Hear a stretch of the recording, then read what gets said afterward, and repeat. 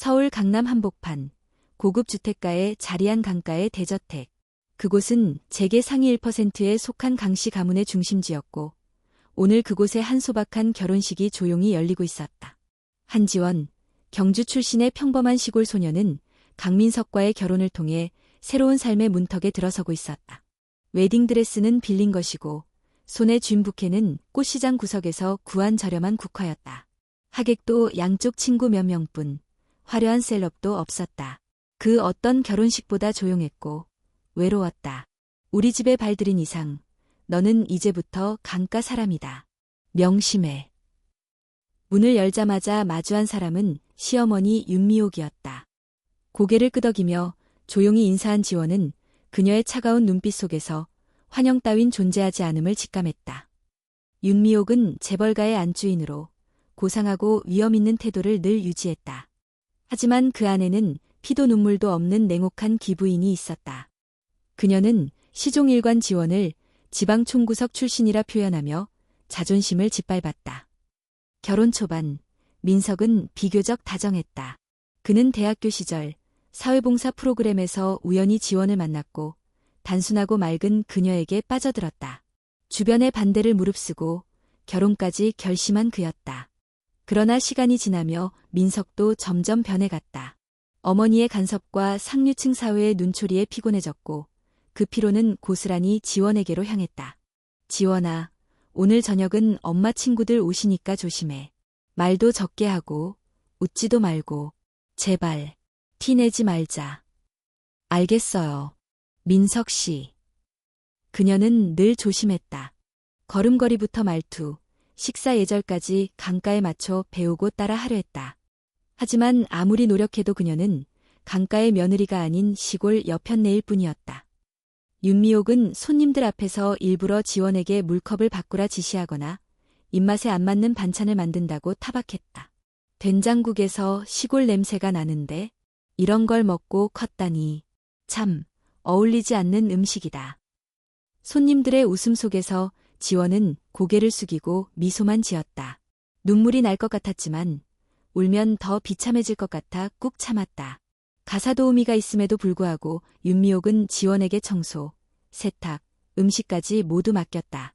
사소한 먼지 하나에도 힐난했고 가끔은 종처럼 명령했다. 아직도 청소 하나 제대로 못하니?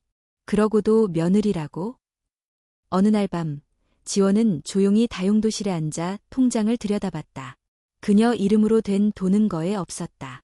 결혼 전 직장을 그만둔 후 모든 생활은 강가에서 제공되었고 그녀는 사실상 아무것도 가진 것이 없는 사람이 되어 있었다. 나 여기서 뭘 하고 있는 걸까?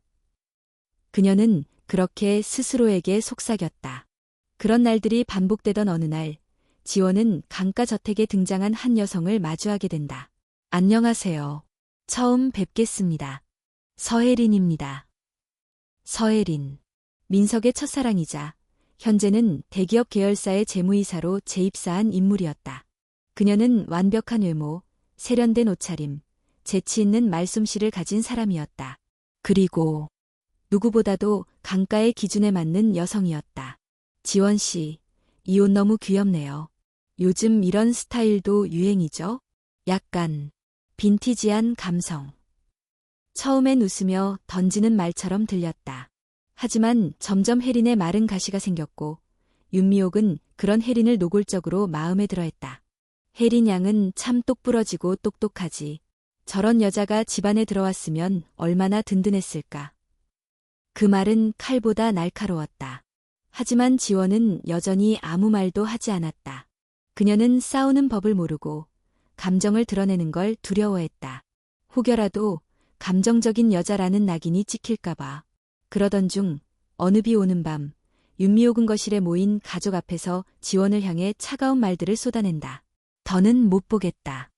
내가 강가에 들어오고 나서 이 집은 점점 망가져간다. 배려도 없고 센스도 없고 배운 것도 없고 대체 민석이는 뭘 보고 너를 데려왔는지. 지원은 입술을 깨물었다. 그 순간 그녀는 민석의 눈을 바라보았지만 그는 시선을 피했다. 어깨를 움츠리며 무언의 방관을 택한 남자. 지금이라도 떠나. 그게 너를 위한 거고 우리 가족을 위한 길이야. 그 밤, 지원은 자신의 방에서 조용히 짐을 쌌다. 바람 소리와 함께 창밖엔 다시 비가 내리고 있었다. 무릎 위에 놓인 낡은 여행 가방은 작고 오래됐지만 지금 그녀가 가진 전부였다. 가방을 끌고 계단을 내려가는 그녀의 발걸음은 무거웠다. 배 속이 아리는 듯했고 다리가 후들거렸다. 불과 며칠 전 병원에서는 자궁 내 착상 초기에 약간의 출혈이 있다고 했다. 하지만 이제 그 아이는 더 이상 존재하지 않는다. 현관을 나서려는 순간 윤미옥이 젖은 수건을 얼굴에 던졌다. 그거나 들고 나가. 더럽히지 말고. 찬물에 젖은 수건이 얼굴에 닿았다. 지원은 한순간 멈춰 섰다가 조용히 그 수건을 가방 속에 넣었다. 그리고 문을 열고 나섰다. 그녀의 등 뒤로 문이 닫히는 소리, 그리고 고요한 빗소리만이 울려 퍼졌다. 그녀는 그날 모든 것을 버리고 떠났다. 가문, 사랑, 아이, 자존심, 그리고 자신이라는 이름까지. 그날 밤 한지원은 서울 고속버스 터미널 근처의 작은 찻집 한켠에 앉아 있었다. 몸은 비에 젖어 있었고 손은 떨렸다. 가방은 바닥에 내려져 있었고 그녀의 시선은 멍하니 창밖으로 흐르는 빗줄기를 따라 움직였다. 눈물이 흘러도 누가 신경 쓸 사람이 없었다. 그녀는 이제 아무것도 아니었다. 누구의 아내도, 누구의 며느리도, 누구의 엄마도 아니었다.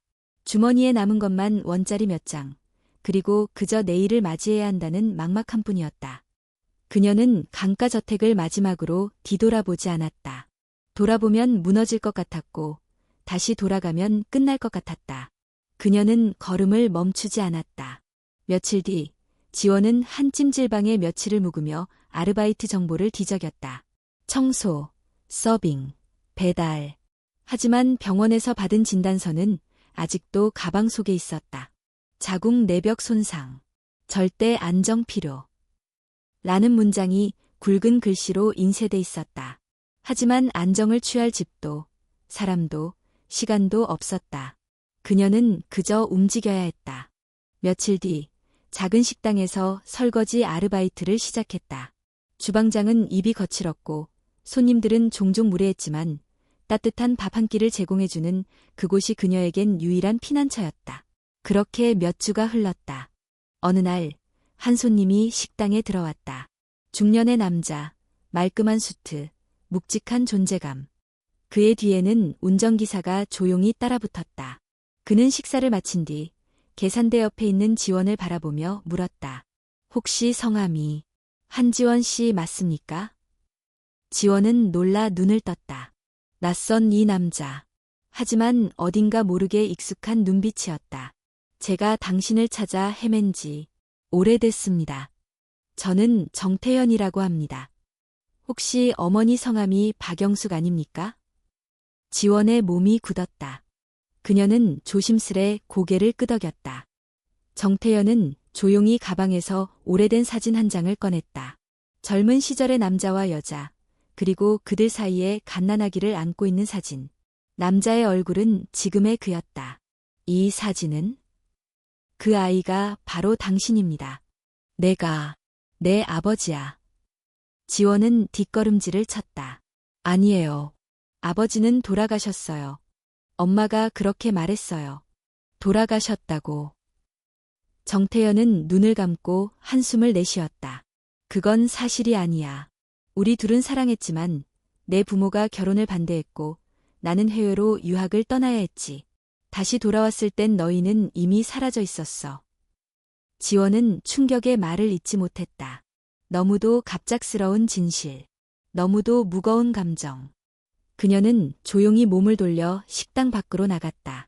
눈물이 흐르기 시작했다. 세상은 왜 자꾸 그녀를 시험하는 걸까? 이제 겨우 조금 숨을 돌리려는 찰나 또 다른 진실이 파고들었다. 며칠 뒤 정태현은 다시 그녀를 찾았다. 조심스럽고 간절한 눈빛으로. 나는 내가 나를 받아들이지 않아도 돼. 단지 내가 여기서 무너지는 건 보고 싶지 않다. 무슨 일이 있어도 너는 내 딸이니까 내가 도와줄 수 있게 해줘. 지원은 고개를 숙였다. 제가 바라는 건 단 하나예요. 도와달라는 게 아니에요. 제가 제 발로 다시 일어설 수 있게 기회를 주세요.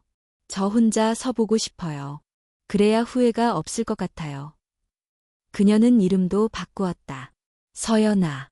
새로운 시작을 위한 이름이었다. 더 이상 한지원으로 살지 않겠다. 아픔과 수치, 굴욕과 상처가 가득한 그 이름은 그녀가 버려야 할 과거였다. 정태현은 자신의 그룹, 천하건설의 계열사 중 한 곳의 연하를 청소 스태프로 조용히 채용했다. 누구도 그녀의 배경을 알지 못하도록. 지하 구내식당, 식기세척과 분리수거. 일이 고되고 냄새도 심했지만 연하는 불평하지 않았다. 그녀는 퇴근 후엔 동네 도서관에 들러 엑셀, 워드, 회계 기초를 공부했다. 휴대폰엔 무료 영어회화 앱이 깔려 있었고 밤마다 이어폰을 끼고 잠들었다. 한 달, 두 달이 지나고 그녀는 주방장과 몇몇 동료들의 인정을 받기 시작했다. 깔끔한 정리, 꼼꼼한 기록, 빠른 손놀림. 그리고 그 무엇보다도 조용하지만 강한 책임감이 있었다. 어느 날 천하그룹 본사에서 직원 식당 점검을 나왔다. 행정팀장이 우연히 연하의 작업 태도를 눈여겨보고 사무직으로 전환해보는 게 어떠냐고 제안했다. 연하는 주저했다. 하지만 마음속 어딘가에서 작게 속삭였다. 이번엔 나 자신을 믿어도 돼. 며칠 후 그녀는 천하그룹 본사 행정지원팀 계약직 직원으로 첫 출근을 했다. 복사기 사용법을 익히고 사내 전산 시스템을 배우며 하루하루를 버텼다. 때로는 실수도 했지만 항상 메모했고 놓친 부분은 새벽에 따로 복습했다. 그러던 어느 날 그녀의 눈에 한 프로젝트 파일이 들어왔다. 천하그룹이 추진하는 신규 개발지구 입찰 프로젝트. 담당 기업 리스트에는 익숙한 이름이 보였다. 강민석 대표 강우개발. 숨이 멎는 줄 알았다. 그 이름, 그 사람, 그 집. 그녀는 파일을 가만히 덮었다. 마음속에 웅크리고 있던 과거의 고통이 다시 고개를 들기 시작했다. 하지만 이번엔 달랐다. 그녀는 이미 더 이상 울지 않았다. 이름을 버렸고, 집을 버렸고, 사랑을 버렸지만 자존심은 지켰다. 그리고 이제 연하는 알고 있었다. 그들이 잊었다고 생각한 그녀는 사라지지 않았고 사라진 게 아니라 다시 태어난 것이다. 서연아는 책상 앞에 앉아 천하그룹의 프로젝트 관련 서류를 정리하고 있었다. 오전 회의에서 전달받은 문서 더미 속에서 다시 한번 강우개발이라는 이름을 확인하고 나서도 그녀는 아무 말도 하지 않았다. 손끝이 약간 떨렸지만 표정은 흔들림 없었다. 강우개발. 대표 강민석. 한때 그녀를 사랑한다고 했고 함께 미래를 꿈꾸자고 했던 남자. 그러나 동시에 그녀가 가장 외롭고 무너졌던 그 밤에 아무 말 없이 고개를 돌렸던 사람. 서연아는 조용히 숨을 들이켰다. 감정은 이제 더 이상 그녀를 삼키지 않았다. 과거는 과거로 남겨둬야 한다고 그렇게 수없이 스스로에게 말해왔다. 하지만 그녀의 마음 어딘가에는 여전히 지워지지 않는 상처가 존재했다. 그 상처의 중심에는 그녀가 세상에 알리지 못했던 아이가 있었다. 임신을 처음 알게 되었을 때 그녀는 세상이 환해지는 기분이었다.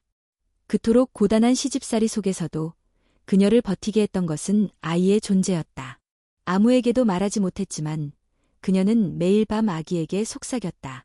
엄마가 약해 보여도 널 지킬 거야. 하지만 그 희망은 오래가지 않았다. 혜린이 계단에서 일부러 그녀를 밀었던 그날, 그녀는 몸을 가누지 못한 채 바닥에 쓰러졌고 복부에 전해진 통증은 곧바로 그녀를 절망으로 밀어넣었다. 병원에서는 단순한 착상 불안이라 했지만 결국 그 아이는 세상을 떠났다. 그 누구도 그 일에 책임을 지지 않았다. 강민석은 단지 한마디를 남겼다. 다음에 또 생기겠지. 지금은 몸 조심해. 그 말이 그녀의 가슴을 가장 깊이 찔렀다. 그는 아이를 잃은 것이 아니라 생기지 않은 것처럼 취급했다. 그리고 그 순간 그녀는 모든 감정을 닫아버렸다. 서연아는 조용히 서랍을 열어 작은 비닐 봉투 하나를 꺼냈다. 그 안에는 낡은 초음파 사진 한 장이 들어있었다. 작은 점 하나. 그러나 그 점은 그녀의 모든 세계였다. 이제 그 점은 사라졌지만 그녀의 기억 속에서만큼은 살아있었다. 그날 이후 그녀는 한 번도 그 사진을 누군가에게 보여준 적이 없었다. 심지어 정태현 회장에게도. 바로 그 순간 행정팀장의 호출이 울렸다. 서연아 씨, 회장님께서 잠시 뵙고 싶다고 하십니다. 지금 이사실로 올라오세요. 서연아는 봉투를 서랍에 다시 넣고 조용히 자리에서 일어섰다. 복도를 따라 고요하게 걸어가며 그녀는 마음속으로 침착함을 유지하려 했었다. 정태현은 창밖을 바라보다 그녀를 돌아보았다. 연하야, 이 프로젝트 강우개발과 협업하는 게 불편하지 않겠느냐? 불편하지 않습니다. 그 사람이 내 과거와 관련이 있는 걸로 안다. 회장님, 저는 천하그룹 직원입니다. 제 과거가 어떻든 현재 제가 해야 할 일을 다하는 게 먼저입니다. 정태현은 딸의 단호한 눈빛을 바라보며 잠시 말을 잃었다. 그래, 내가 이렇게까지 강한 사람이 될 줄 몰랐다. 자랑스럽다. 연하는 미소 없이 고개만 살짝 숙였다. 그녀는 그 어떤 칭찬보다 그 말이 더 무겁게 다가왔다. 며칠 뒤 프로젝트 실무회의가 본격적으로 시작되었다. 강우개발 측 대표로는 강민석이 직접 참석했다. 그리고 그의 옆에는 어김없이 혜린이 앉아 있었다. 처음으로 다시 마주한 자리. 강민석은 서연아를 보자마자 눈이 커졌다. 그녀의 외모는 완전히 달라져 있었다.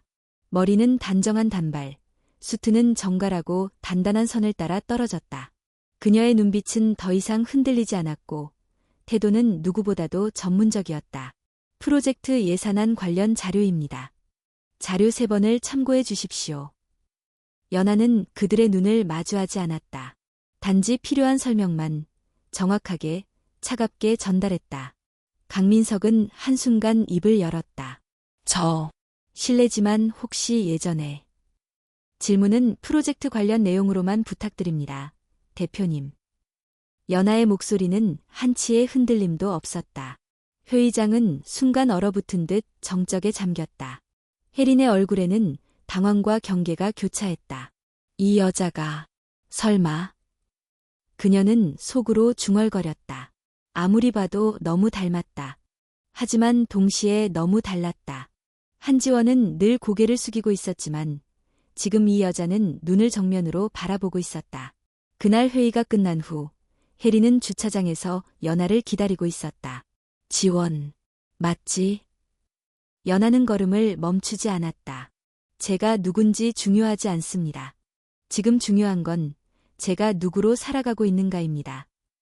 왜 돌아왔어? 복수하러? 내가 지금 뭐라도 된 줄 알아? 아니요. 복수가 목적이었다면 나는 진작에 다른 방법을 택했겠죠. 내가 돌아온 건 그저 나 자신을 지키기 위해서입니다. 혜린은 조용히 이를 악물었다. 무언가 불길한 예감이 들었다. 이 여자는 예전의 한지원이 아니다. 그리고 이제 더는 조롱할 수 있는 상대가 아니었다. 서연아가 강우개발과의 협상 테이블에 앉기 시작한 지 일주일이 지났다. 매번 회의는 정중하게 진행되었고 그녀는 철저하게 업무 중심으로만 움직였다. 강민석은 매번 그녀를 바라보는 눈빛에서 혼란을 감추지 못했지만 연하는 단 한 번도 과거에 대해 언급하지 않았다. 하지만 그런 침묵이 오히려 더 무서웠다. 과거를 외면당하는 쪽은 죄를 지은 자들이었다. 어느 날 오후 연하는 회의가 끝난 뒤 사무실에서 정리를 하고 있었다. 그때 부서 메일함에 도착한 익명의 이메일 하나가 눈에 띄었다. 제목, 참고하시기 바랍니다. 파일 첨부, JPEG 이미지 다수, 텍스트 캡처본. 연하는 조심스럽게 파일을 열었다. 그 안에는 한지원이 강가에서 쫓겨나던 날의 CCTV 영상 캡처본, 그리고 문자 메시지 조작의 증거자료들이 담겨 있었다. 심지어는 서혜린이 업로드한 SNS 비공개 계정 스크린샷도 포함되어 있었다. 내용은 분명했다. 모두가 조작되었고 혜린이 의도적으로 지원을 함정에 빠뜨렸다는 증거였다. 연하는 깊은 숨을 들이쉬었다. 이 모든 것들이 이제야 나타났다는 것이 아이러니했다. 하지만 그만큼 타이밍이 완벽했다. 며칠 뒤 천하그룹 본사에서는 강우개발과의 공식 협력 계약 체결식이 예정되어 있었다. 국내외 언론도 초대되었고 회장 정태영과 대표 강민석의 악수 장면이 메인 뉴스에 실릴 예정이었다. 연하는 아무 말도 하지 않았다. 조용히 자료를 정리하고 그날을 기다렸다. 그리고 계약 체결식 당일. 행사는 강남의 한 특급 호텔 대연회장에서 열렸다. 대형 스크린, 샹들리에, 정장 차림의 귀빈들. 모두가 천하와 강우의 협력이 만들어낼 미래를 찬양하고 있었다. 그 중심엔 정태현 회장과 강민석 대표가 나란히 앉아 있었다. 그 옆에는 서혜린이 서 있었다. 여전히 완벽한 미소와 세련된 태도로 사람들을 응대하며 행사 말미 양측 대표의 최종 서명만을 남긴 순간 서연아가 단상 앞으로 걸어 나왔다. 서연아 팀장님, 무슨 일이신가요? 사회자의 당황한 목소리를 뒤로 한 채 연하는 천천히 마이크를 들었다. 서명하기 전에 확인하셔야 할 자료가 있습니다. 순간 연 회장 전체가 조용해졌다. 연하는 리모컨을 들어 화면을 넘겼다. 대형 스크린에 펼쳐진 것은 지원이 쫓겨나던 날의 영상이었다. 윤미옥이 소리를 지르고 여행 가방이 계단 아래로 굴러떨어지며 젖은 수건이 얼굴에 던져지는 장면. 그리고 영상 속 젊은 여자의 배는 살짝 부풀어 있었고 그녀는 계속해서 복부를 부여잡고 있었다. 그 장면이 지나가자 두 번째 자료가 공개되었다. 혜린이 외부 업체를 통해 문자 메시지를 조작하는 장면이 찍힌 CCTV. 그리고 사진을 편집한 디자이너와의 대화 캡처. 모든 진실이 화면에 차례로 드러났다. 관중석은 술렁이기 시작했고 기자들의 카메라 셔터 소리가 연달아 터졌다. 강민석은 굳은 얼굴로 화면을 바라보았고 혜린은 얼굴이 하얗게 질려 입을 다물지 못했다. 이 자료들은 사내 감찰팀과 법무팀에 이미 제출되었습니다. 계약 당사자의 윤리적 위반이 확인되었으므로 천하그룹은 본계약의 서명을 중단할 권리를 행사하겠습니다. 정태현 회장은 천천히 자리에서 일어나 마이크를 잡았다. 천하그룹은 투명한 기업 윤리를 바탕으로 운영됩니다. 오늘 이 자리에서 진실이 드러난 것을 무겁게 받아들이며 해당 협력은 전면 재검토에 들어가겠습니다. 그리고 그 순간 서연아는 마지막 카드를 꺼냈다. 그리고 한 가지 더 말씀드리겠습니다. 사람들의 시선이 다시 그녀에게 쏠렸다. 저는 천하그룹 회장 정태현의 딸, 그리고 과거 강가의 며느리였던 한지원입니다. 순간 연 회장은 정적에 빠졌다. 제가 이 자리에 서게 된 이유는 복수가 아니라 진실을 바로잡기 위함입니다. 이 진실이 다른 누군가가 저처럼 부당하게 짓밟히는 일을 막는 출발점이 되길 바랍니다. 그 말이 끝나자마자 기자들이 벌떼처럼 몰려들었다. 윤미옥, 강민석, 서혜린. 세 사람은 꼼짝없이 무대 위에 서 있었다. 도망칠 구멍은 없었다. 혜린은 무언가 말하려 했지만 이미 기자들의 마이크는 연하에게만 집중되어 있었다. 그녀는 조용히 마이크를 내려놓고 단상에서 내려왔다. 그날 밤 뉴스에는 강우개발 계약 취소, 서혜린 조작 논란, 천하그룹 사내 감찰 착수 등의 제목이 줄줄이 올랐다. 그리고 다음 날 더 충격적인 기사 한 줄이 떠올랐다. 서연아, 정태현 회장의 친딸이었다. 연하는 사무실로 돌아온 후 조용히 초음파 사진을 꺼내 책상 위에 올려놓았다.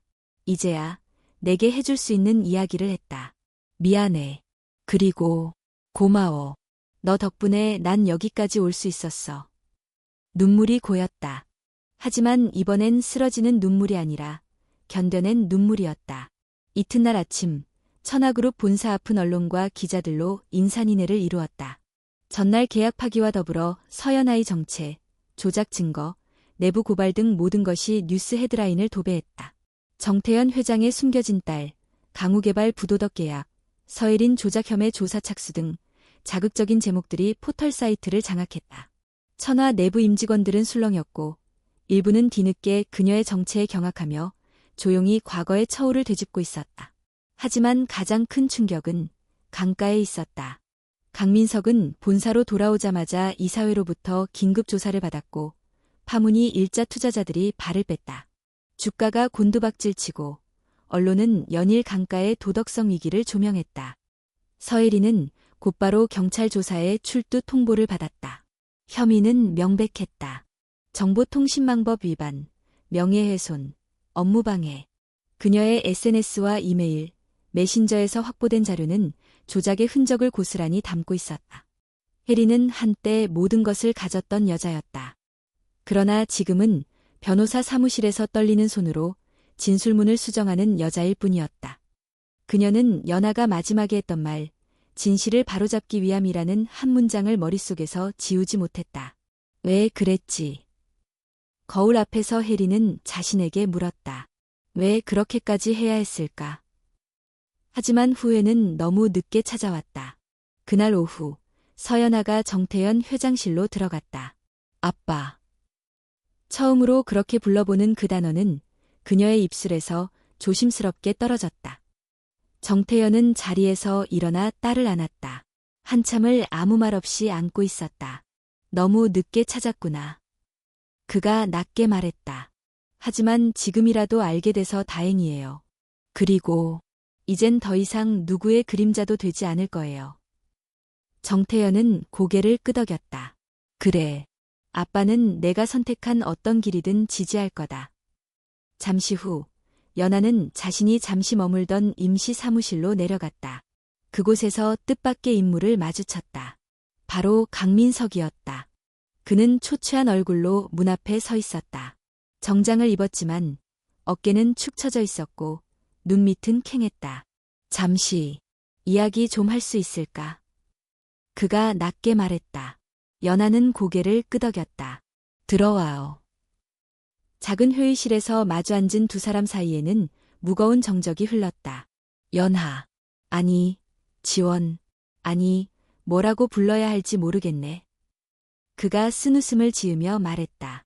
그냥 연하라고 해요. 그게 지금의 나니까. 민석은 잠시 눈을 감았다가 다시 떴다. 그날, 눈이 오던 밤. 기억나. 기억 안 날 리가 없죠. 나한텐 인생에서 가장 긴 밤이었어요. 민석은 숨을 들이쉬며 말을 이었다. 그땐 너무 어렸어. 엄마 말만 들었고 주변의 시선이 무서웠고 너를 지켜야 할 이유보다 내가 무너지기 싫었어. 정말 비겁했어. 연하는 그저 조용히 들을 뿐이었다. 근데 널 다시 보고 너의 선택들을 보면서 깨달았어. 넌 절대 약한 사람이 아니었어. 나보다 훨씬 강한 사람이었어. 그는 말을 멈추고 그녀를 바라보았다. 혹시 조금이라도 우리가 다시 시작할 가능성은? 연하는 고개를 저었다. 민석 씨, 그날 밤 눈 속에 묻은 건 단지 과거가 아니라 내 감정의 모든 것이었어요. 난 이제 그걸 다시 꺼낼 생각이 없어요. 그녀는 자리를 정리하며 말했다. 이건 복수가 아니라 정리예요. 이젠 우리 각자의 길을 가요. 민석은 입술을 깨물며 고개를 숙였다. 그래, 고마워. 적어도 내 앞에서 내가 직접 말해줘서. 부디 행복하길 바란다. 그가 회의실을 나서자 연하는 조용히 숨을 내쉬었다. 그 순간 과거의 그림자 중 하나가 조용히 뒤로 사라졌다. 다음 날 또 다른 방문자가 있었다. 이번엔 윤미옥이었다. 그녀는 검은 옷에 선글라스를 쓰고 나타났다. 경비실에선 당연히 그녀의 출입을 막으려 했지만 연하가 직접 내려가 만나주었다. 밖은 눈이 다시 소복이 쌓이고 있었다. 이렇게라도 너를 만나게 될 줄은 몰랐다. 미옥은 입술을 달싹이며 말했다. 그땐 미쳐 있었어. 너의 배경이, 너의 조용한 태도가 다 불편했어. 연하는 아무 말 없이 듣고 있었다. 넌 내 며느리가 아니라 내 거울 같았어. 내가 숨기고 싶은 과거를 보는 것 같았거든. 그렇군요. 연하는 조용히 말했다.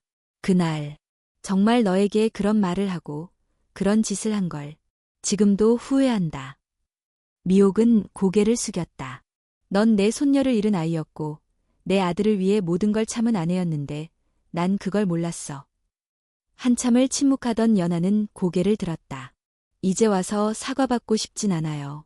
하지만 적어도 당신이 그날을 기억하고 있다면 그걸로 충분해요. 미옥은 눈가를 훔치며 말했다. 넌 정말 그때보다 더 단단해졌구나. 연하는 고개를 끄덕이며 마지막 말을 남겼다. 이제 전 제 이름으로 살아가요. 한지원도 아니고 누구의 며느리도 아니에요. 저는 서연아입니다. 그녀는 고개를 숙이고 돌아섰다. 미옥은 한참을 그 자리에 서서 그녀의 뒷모습을 바라보다가 조용히 걸음을 옮겼다. 그리고 눈은 계속해서 조용히 내리고 있었다. 겨울이 끝나갈 무렵 서울의 하늘은 유난히도 맑았다. 천하그룹의 대대적인 내부 정비가 마무리되어 가던 시점, 서연아는 본사 28층에 위치한 아버지의 집무실을 마지막으로 찾았다. 그녀는 깔끔하게 정리된 문서와 노트북을 책상 위에 내려놓고 창밖을 바라보았다. 도심의 바람이 유리창을 두드리고 멀리 남산이 희미하게 보였다. 정태현은 딸을 향해 천천히 걸어왔다. 출국 준비는 다 되었니? 응, 아버지. 비행기표도 예약했고 숙소도 정했어요. 도착하면 바로 어학원 등록할 거예요. 그리고 현지에서 자원봉사도 하려고요. 그동안 정말 수고 많았어, 연아야. 아버지는 너 덕분에 많은 걸 깨달았고 또 많은 걸 되찾았단다. 서연아는 고개를 숙이며 웃었다. 저도요. 아버지를 만나지 않았더라면 아직도 누군가의 그림자 속에서 방황했을 거예요. 근데 이젠 제 삶을 온전히 제가 살아보고 싶어요. 복수도 정의도 다 지나갔고 이제는 저 자신을 위한 시간이 필요해요. 정태현은 조용히 고개를 끄덕였다. 그는 책상 서랍에서 작은 박스를 꺼내 그녀에게 건넸다. 이건 내 어머니가 남긴 유품이란다. 내가 이제서야 받을 수 있을 것 같구나. 박스를 연 서연아는 안에서 오래된 필름 카메라와 낡은 일기장을 발견했다. 어머니의 손글씨, 여백마다 붙은 사진, 거기엔가 태어난 자신을 품에 안고 환히 웃는 젊은 엄마의 모습이 있었다. 그녀는 목이 메어 아무 말도 할 수 없었다. 내가 어느 곳에 있든 내 어머니는 늘 내 옆에 있을 거야. 그 말에 눈물이 핑 돌았지만 그녀는 애써 미소를 지었다. 며칠 뒤 인천국제공항. 서연아는 체크인을 마친 후 게이트 쪽으로 걸어가고 있었다. 그때 누군가 다급히 그녀를 불렀다. 연아 씨. 뒤돌아보니 윤지수가 숨을 헐떡이며 달려오고 있었다. 지수 씨. 가는 줄도 모르고 있었어요. 말도 없이. 서연아는 미소 지으며 말했다. 조용히 떠나고 싶었어요. 너무 많은 작별은 감정을 흐리게 하잖아요. 지수는 눈시울을 붉히며 작게 웃었다. 맞아요. 하지만 한마디는 해야 할 것 같아서요. 고맙다고. 제가 더 고마워요. 지수 씨 같은 사람을 만나지 않았다면 여기까지 올 수 없었을 거예요. 그럼 꼭 연락 주세요. 어디서 어떻게 지내는지. 저는 여기서 응원할게요. 서연아는 고개를 끄덕였다. 그리고 둘은 짧지만 깊은 포옹을 나눴다. 게이트를 지나 비행기에 탑승한 그녀는 창가 자리에 앉아 창밖을 바라보았다. 이륙 전 그녀는 핸드폰을 꺼내 마지막으로 하나의 메시지를 보냈다. 아버지, 출발합니다. 건강히 지내세요. 곧 연락드릴게요. 비행기가 천천히 활주로를 달리고 하늘로 솟구쳤다. 아래로 펼쳐진 서울의 야경이 점점 멀어지고 그녀는 마침내 과거에서 완전히 벗어났다. 며칠 후 파리. 초봄의 파리는 여전히 차가웠지만 어디선가 느껴지는 생명력으로 가득했다. 낯선 도시, 낯선 언어, 낯선 거리. 하지만 서연아는 오히려 자유로웠다. 아무도 그녀를 모르고 그녀에 대해 판단하지 않는 그곳에서 처음으로 완전히 나인 듯한 감정을 느꼈다. 그녀는 몽마르트르 언덕 근처에 있는 작은 숙소에 정착했다. 매일 아침 어학원에 가고 점심엔 근처 북카페에서 프랑스어 회화를 연습했다. 저녁엔 파리 근교의 도서관에서 청소년 대상 독서 봉사를 시작했다. 언어는 낯설었지만 사람들의 미소는 따뜻했고 그녀의 삶은 조금씩 제자리를 찾아갔다. 하루는 도서관에서 만난 노부인이 물었다. 당신은 왜 여기 왔나요? 직장도 가족도 모두 놓고. 서연아는 잠시 멈칫하다 대답했다. 과거를 치유하고 진짜 나를 찾기 위해서요. 그리고 앞으로를 스스로 정하기 위해요. 그 말에 노부인은 조용히 고개를 끄덕였다. 그날 밤 숙소로 돌아온 서연아는 어머니의 일기장을 꺼내 한 페이지를 폈다. 거기엔 이런 문장이 적혀 있었다. 연아는 언젠가 자기가 누구인지, 무엇을 위해 사는지 분명히 알게 될 아이야. 그날이 오면 나도 비로소 웃을 수 있을 것 같다. 그녀는 조용히 눈을 감았다. 마음 한켠이 따스해졌다. 복수가 아닌 성장으로, 분노가 아닌 사랑으로 자신을 치유한 시간들이 떠올랐다. 며칠 뒤 파리 시내의 작은 공원 벤치에서 서연아는 노트북을 열었다. 그녀는 자신의 경험을 담은 첫 에세이를 쓰기 시작했다. 제목은 이렇게 시작되었다. 내 이름은 서연아입니다. 그리고 이것은 제가 다시 태어난 이야기입니다. 파리에서의 삶은 점차 익숙해졌다. 서연아는 어학 수업과 자원봉사를 병행하면서 조금씩 자신감을 되찾아갔다. 그녀는 새벽마다 생강가를 걷고 사람들의 대화를 엿들으며 단어 하나하나를 가슴에 새겼다. 그런 조용한 시간 속에서 그녀는 스스로를 점점 더 이해하게 되었다. 복수와 증명으로 시작된 여정은 이제 완전히 다른 방향으로 흘러가고 있었다. 어느 날 그녀는 어학원에서 만난 친구 마리로부터 한 가지 제안을 받았다. 연아, 너 혹시 다음 달에 열리는 여성 리더십 컨퍼런스 알아? 응. 아니, 처음 듣는데. 내가 너 이야기 들려줬잖아. 너의 과거, 내가 일어선 방법. 그게 사람들에게 큰 울림을 줄 수 있을 것 같아서 거기서 연사로 참여해보면 어때? 서연아는 놀란 얼굴로 마리를 바라보았다. 내가 무슨 자격으로? 자격.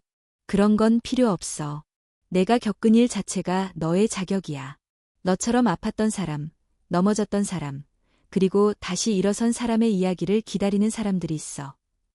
며칠간 고민 끝에 서연아는 신청서를 작성했다. 그녀는 지금까지도 자신의 이야기를 남 앞에서 완전히 꺼내본 적이 없었다.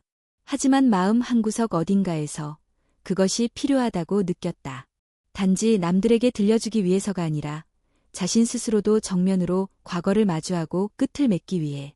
컨퍼런스 당일 파리 시내의 고풍스러운 회의장엔 세계 각지에서 모인 여성활동가와 청년들이 가득했다. 연단 뒤에서 대기하며 숨을 고르던 서연아는 자신의 손이 살짝 떨리고 있음을 느꼈다. 그녀는 조용히 눈을 감고 한국에서의 마지막 밤, 공항에서 아버지와 나눈 대화를 떠올렸다. 연아야, 너는 이제 더 이상 과거 속에 갇힌 존재가 아니란다. 너의 이야기는 누군가에겐 희망이 될 거야. 호명이 끝나고 그녀는 천천히 무대 위로 걸어올랐다. 조명이 비추고 마이크가 그녀 앞에 있었다. 객석은 조용했다. 서연아는 숨을 깊게 들이마시고 입을 열었다. 안녕하세요. 저는 한국에서 온 서연아라고 합니다.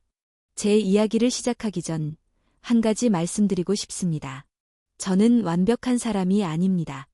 오히려 너무도 부족하고 너무도 상처받은 사람입니다. 그녀는 자신의 이야기를 처음부터 차근차근 풀어나갔다. 어린 나이에 결혼하여 경험한 냉대와 멸시, 사랑이라고 믿었던 사람에 의면 모든 걸 잃고 한밤중 폭우 속을 걸어 나온 그날.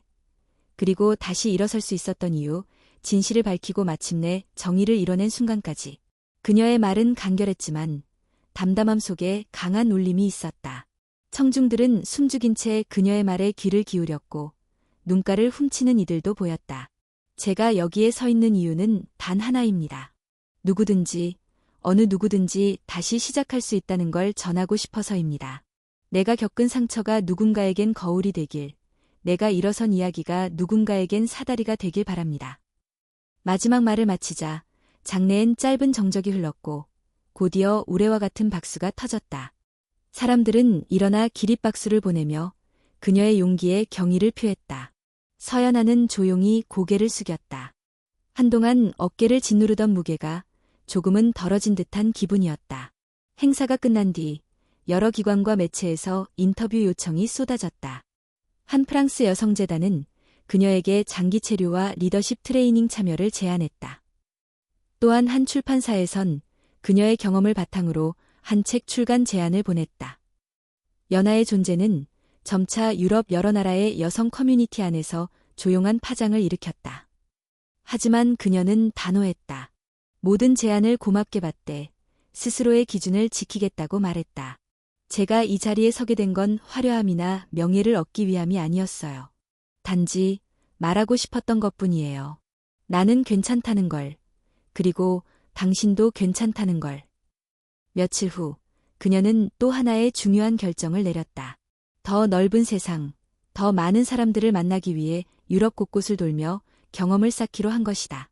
그녀는 스스로 방랑기라고 부른 이 여정을 통해 상처를 치유하고 새로운 가치를 배우며 자신을 더 깊이 이해하고 싶었다. 첫 번째 목적지는 이탈리아의 피렌체였다. 르네상스 예술과 고요한 골목길이 가득한 도시. 그녀는 작은 예술학교에 등록해 미술치료 과정을 수강했다. 언어도 서툴고 문화도 낯설었지만 그녀는 거기서 처음으로 그리기를 통해 감정을 표현하는 법을 배웠다. 한 수업 중 강사가 물었다. 당신의 인생을 한 장의 그림으로 표현한다면 어떤 색을 쓰시겠어요? 서연아는 조금 고민하다 대답했다. 회색에서 시작해서 점점 푸른색으로 번져가는 느낌이요. 차가운 고요에서 따뜻한 생명력으로 흐르는 색. 그녀의 말에 강사는 고개를 끄덕이며 말했다. 당신은 스스로를 되찾고 있어요. 그것이 바로 회복입니다. 그날 밤 숙소에서 서연아는 오랜만에 아버지에게 메일을 보냈다. 아버지, 저는 잘 지내고 있어요. 어제는 오랜만에 웃음이 나왔고 오늘은 처음으로 울지 않았어요. 그것만으로도 제겐 충분히 의미 있는 하루였습니다. 창밖에는 피렌체의 달빛이 조용히 거리를 비추고 있었다. 서연아는 잠시 창가에 앉아 그 빛을 바라보았다. 그녀의 여정은 아직 끝나지 않았지만 적어도 더 이상 도망치는 여행은 아니었다. 이제 그녀는 누구도 아닌 자기 자신으로 살아가는 법을 배우고 있었다. 서연아가 피렌체에서의 두 번째 달을 맞이하던 어느 날 낯선 번호로부터 한 통의 이메일이 도착했다. 제목은 단 한 줄이었다. 오랜만이야, 연아. 처음엔 장난이겠거니 싶었다. 하지만 메일을 열어본 순간 그녀는 손에 들고 있던 노트북을 떨어뜨릴 뻔했다. 발신인은 다름 아닌 이준혁이었다. 그녀가 한국을 떠나기 전 단 한 사람. 유일하게 그녀의 무고함을 의심하지 않았던 전 직장 동료이자 말없이 그녀의 짐을 들어주었던 친구였다. 메일 내용은 간단했지만 무게감이 있었다. 연아야, 갑작스러운 연락 미안해. 너를 그리워하거나 예전으로 돌아가자는 말은 아니야. 단지 지금 너에게 꼭 알려야 할 일이 있어. 너에 관한 이야기가 다시 한국에서 퍼지기 시작했어. 너를 모욕했던 그 집안, 이제 그들이 너에게 손을 내밀고자 해. 그게 어떤 이유에서든 나는 너에게 선택권이 있어야 한다고 생각했어. 혹시 이야기 들어볼 수 있을까? 그녀는 몇 번이나 그 메일을 다시 읽었다. 그리움, 분노, 경계, 그리고 아주 희미한 호기심이 뒤섞였다. 그들은 이제 와서 그녀를 찾는 걸까? 그리고 자신은 과연 이야기에 다시 휘말릴 준비가 되어 있을까? 며칠간 고민 끝에 그녀는 준혁에게 답장을 보냈다. 이야기를 듣는 것 정도는 괜찮아. 하지만 나를 설득하려 하지는 마. 이틀 뒤 줌을 통한 영상통화가 연결되었다. 화면 속 준혁은 예전보다 더 수척해 보였지만 눈빛은 여전했다. 그는 말을 아끼며 천천히 본론으로 들어갔다. 연아야, 내가 떠난 이후 그 집은 급격히 무너졌어. 미선 씨는 횡령과 문서 위조 혐의로 구속되었고 민석은 모든 사업에서 손을 뗐어. 어머니는 뇌졸중으로 반신불수가 되셨고 오빠는 이혼했어. 말 그대로 모든 게 무너졌지. 그래서 그게 나랑 무슨 상관이 있어? 그녀는 차갑게 되물었다. 문제가 있어. 내 이름으로 남아있는 법적 권리가 발견됐어. 예전 내가 서명했던 공동명의 서류가 제대로 처리되지 않았고 최근 부동산 세무조사를 통해 그 문서가 드러났어. 내 동의 없이는 그 자산들을 처리할 수 없어. 그래서 그들이 널 찾기 시작했어. 서연아는 당황스러웠다. 떠날 때 모든 것을 내려놓았다고 생각했지만 법은 그녀의 그림자를 여전히 붙잡고 있었던 것이다. 그럼 내가 서명만 해주면 되잖아. 난 관심 없어. 하지만 그 자산의 가치가 수백억이야. 연하야. 그리고 중요한 건 그중 일부는 내 아이 명의로 되어 있어. 그 말에 그녀는 숨이 멎을 듯했다. 무슨 말이야? 그때 유산 직전 병원에서 보험 서류와 함께 몇 가지 가족 관련 문서가 작성되었어. 미선 씨가 몰래 했던 것 같아. 그중 일부가 내 아이를 후계로 지정한 서류였던 거야. 법적 구속력은 아직 논란이지만 그 존재 자체가 지금 사안을 복잡하게 만들고 있어. 서연아는 말없이 화면을 바라보았다. 아이. 아직 세상에 나오지도 못한 채 사라졌던 그 생명. 그 존재가 이제 와 그녀의 삶에 다시 그림자를 들이우고 있었다. 연아야, 나는 단지 내가 상황을 알고 있었으면 했어. 결정은 내 몫이야. 하지만 혹시 돌아올 생각이 있다면 내가 도와줄 수 있어. 통화가 끝난 뒤 그녀는 오래도록 창밖을 바라보았다. 피렌체의 저녁 노을은 붉게 물들어가고 있었고 그녀의 가슴속은 다시금 혼란으로 뒤덮였다. 그날 밤 그녀는 일기를 썼다. 과거는 참 집요하다. 내가 떠났고 잊었고 용서했다고 믿었던 모든 것들이 다시 나를 부른다. 나는 다시 돌아가야 할까? 아니면 그대로 등을 돌릴까? 며칠 후 그녀는 프랑스 파리에 있는 한국 대사관을 찾았다. 조용히 서류를 확인하고 필요한 정보들을 수집했다. 돌아가기로 결정한 것은 아니었지만 최소한 준비는 해두고 싶었다. 어쩌면 이번엔 도망치지 않고 마주해야 할지도 모른다고 생각했기 때문이다. 그리고 어느 날 그녀는 한 통의 택배를 받았다. 한국에서 온 발신인 없는 작은 상자. 박스를 열자 낯익은 물건이 눈에 들어왔다. 회색빛 털실로 짠 오래된 아기 모자. 바로 그녀가 유산 직후 자신이 직접 만들었던 그것이었다. 그걸 누가 보관하고 있었던 걸까? 박스 안에는 손편지도 함께 들어있었다. 떨리는 손으로 봉투를 연 그녀는 조심스럽게 읽어내려갔다. 연하야, 내가 널 얼마나 미워했는지 지금도 믿기 힘들다. 하지만 널 그렇게 만든 건 결국 나 자신이더라. 아들보다 자존심을 택했고 며느리보다 체면을 택했던 내가 지금은 침대에서 손가락 하나 움직이지 못한 채 살아가고 있어. 그때 널 그렇게 내쫓은 날 내가 품고 있던 생명이 함께 사라졌다는 걸 알고 나서부터 매일 밤 지옥 속에서 살아. 제발 한 번만 얼굴 보여줘. 내가 살아있는 동안 널 한 번만이라도 다시 보고 싶구나. 전 시어머니 김정희. 서연아는 편지를 내려놓고 두 손으로 얼굴을 감쌌다. 수많은 감정이 한꺼번에 몰려왔다. 동정, 분노, 연민, 그리고 이상하게도 아주 작은 한 줌의 슬픔. 그녀는 선택의 기로에 서 있었다.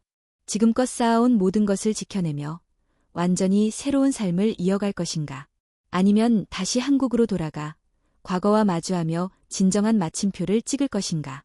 그 결정은 쉽지 않았다. 하지만 그녀는 이제 더 이상 피해 다니지 않기로 마음먹었다. 그날 밤 그녀는 아버지에게 또 하나의 메일을 보냈다. 아버지, 저 곧 한국에 갈 것 같아요. 아직 확실하진 않지만 제 안에 어떤 목소리가 이번만큼은 도망치지 말라고 말하고 있어요. 혹시라도 이게 마지막 싸움이 된다면 제대로 끝내고 오겠습니다. 파리의 밤하늘엔 희미한 별빛이 떠 있었다. 서연아는 창가에 기대어 눈을 감았다. 그리고 다짐했다. 이번엔 지지 않겠다고. 서연아는 인천국제공항에 도착했을 때 눈앞의 하늘은 흐렸고 바람은 낯설게 차가웠다. 공항의 소음, 빠르게 오가는 사람들, 그리고 익숙한 한글 간판들. 몇 년 전 이곳을 떠나며 그녀는 다시는 돌아오지 않겠다고 마음속으로 다짐했었다. 그러나 지금 그녀는 자신의 두 발로 다시 한국 땅을 밟고 있었다. 짐은 많지 않았다. 작은 캐리어 하나, 노트북, 그리고 오래된 노트 한 권. 피렌체에서의 삶은 간소했지만 풍요로웠다. 그곳에서 그녀는 자신을 재정의했고 이제는 더 이상 과거의 연아가 아니었다. 지금 이 순간부터는 서연아가 아닌 그녀가 선택한 삶의 주체로서 강서연으로 한국을 다시 걷기로 결심했다. 그녀는 공항을 빠져나와 곧장 호텔로 향하지 않고 택시를 타고 서울 북부의 한 오래된 요양병원으로 갔다. 김정희, 전 시어머니. 그녀를 향해 가장 큰 분노를 품고 있었던 사람이자 가장 깊은 상처를 남겼던 사람. 하지만 동시에 편지를 보낸 그 사람. 요양병원은 조용했다. 담당 간호사가 그녀를 안내하며 조심스럽게 말했다. 김정희 어르신은 의사소통이 어렵지만 의식은 있습니다. 방문해 주셔서 감사해요. 매일 아드님도 오지 않으시거든요. 병실 문이 열렸다. 침대 위에 앉은 김정희는 반신이 굳어 있었고 표정은 무기력했다. 그러나 문소리에 고개를 돌린 그녀의 눈동자는 분명히 빛났다. 서연아는 잠시 머뭇거리다 조용히 다가가 의자에 앉았다. 저예요. 연하예요. 아니, 강서연. 당신이 그렇게 미워했던 그 사람입니다. 침묵. 하지만 김정희의 눈에 눈물이 고이기 시작했다. 입은 움직이지 않았지만 그녀의 시선은 서연아의 얼굴을 애타게 훑고 있었다. 당신이 그토록 원하던 무릎 꿇는 모습은 보여주지 못하겠어요. 하지만 당신이 남긴 상처, 저는 평생 안고 살아야 했어요. 그 아이도. 말끝이 떨렸다. 그녀는 한숨을 깊게 내쉬고 자리에서 일어섰다. 이걸로 됐어요. 저도, 당신도.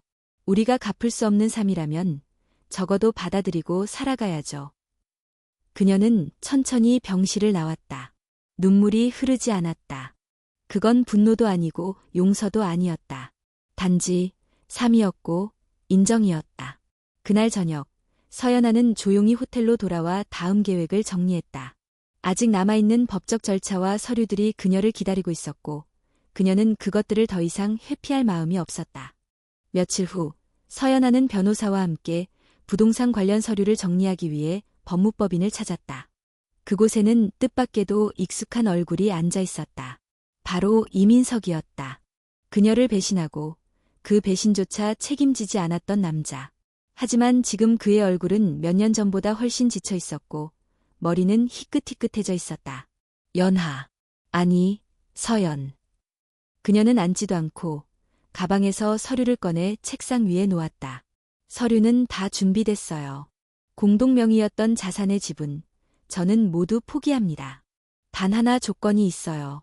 앞으로 제 이름을 어떤 사업에도, 어떤 기사에도, 어떤 기억에도 얹지 마세요.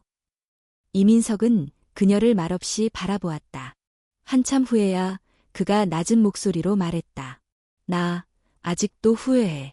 하지만 그땐 엄마 말을 거스를 수 없었어. 집안을 지켜야 했으니까.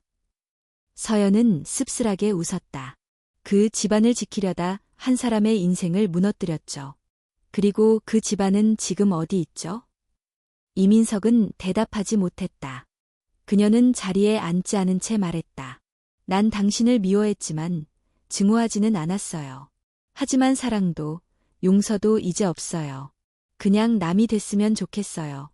끝내요. 여기서.